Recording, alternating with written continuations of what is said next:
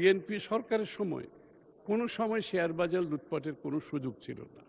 ইনশাআল্লাহ এবারও থাকবে না, নিশ্চিতভাবে বলতে পারি। ধন্যবাদ মাননীয় স্পিকার।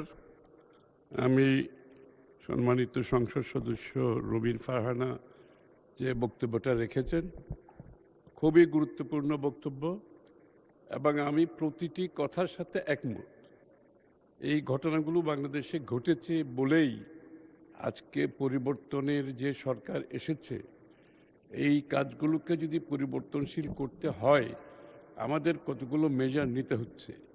এর মধ্যে একটা হচ্ছে সিকিউরিটিজ অ্যান্ড এক্সচেঞ্জ কমিশনকে ঢেলে সাজাতে হবে এবং এটার কার্যক্রমের যে রেগুলেটরি ইস্যুগুলো আছে এখানে পরিবর্তন আনতে হবে।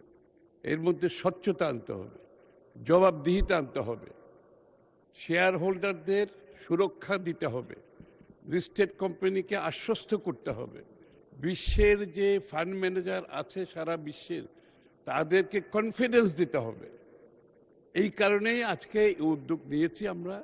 এবং বয়সের বিষয়টা যে আপনি দেখেন গড় আয়ু কত ছিল, এই বিলগুলো যখন হয়েছে তখন সিকিউরিটিজ অ্যান্ড এক্সচেঞ্জ কমিশন 1993-তে যে বিল এই আইনটা হয়েছিল তখন গড় আয়ু ছিল 57 বছর। 57 বছর গড় আয়ু ছিল, এখন আমাদের গড় আয়ু হচ্ছে 72 বছর।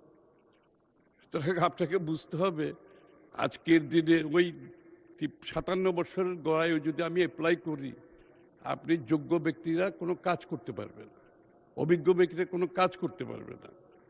সুতরাং এইসব বিবেচনায় এনে আমরা এখানে সংস্কারগুলো করতে চাইছি, বড় ধরনের সংস্কার করতে হবে।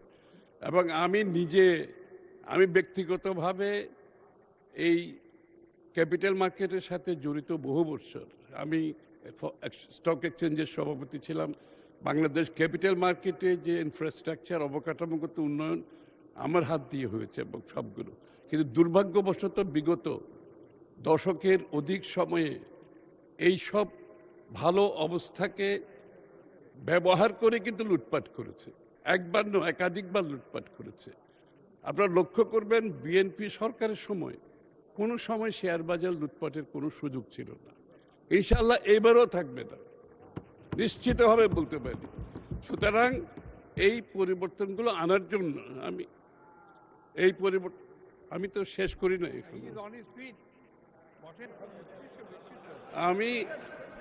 আমি একটু ধৈর্য ধরার জন্য অনুরোধ করছি। আমরা তো এই সংসদে সবাই এসেছি জবাবদিহি হওয়ার জন্য, তাই না? বিরোধী দল জবাবদিহি করবে, সরকার জবাব দিতে হবে, জবাবদিহি হতে হবে। এই মন মানসিকতায় কিন্তু আমরা সংসদে এসেছি। তো সুতরাং এখানে অধৈর্য হলে তো চলবে না, একটু ধৈর্য ধরতে হবে, একটু টলারেন্স থাকতে হবে। তো সাথে সাথে এটাও বলছি যে আমরা যেহেতু এই বিলটি এটা পরীক্ষা নিরীক্ষা করেছে, বিশেষ কমিটি পরীক্ষা নিরীক্ষাও করেছে, পরীক্ষা নিরীক্ষা করে এই বিলটি আজকে এখানে এসেছে। সুতরাং এটা যাচাই বাছাইয়ের জন্য আর দেওয়ার প্রয়োজনীয়তা আছে বলে মাননীয় স্পিকার আমি মনে করি না। ধন্যবাদ।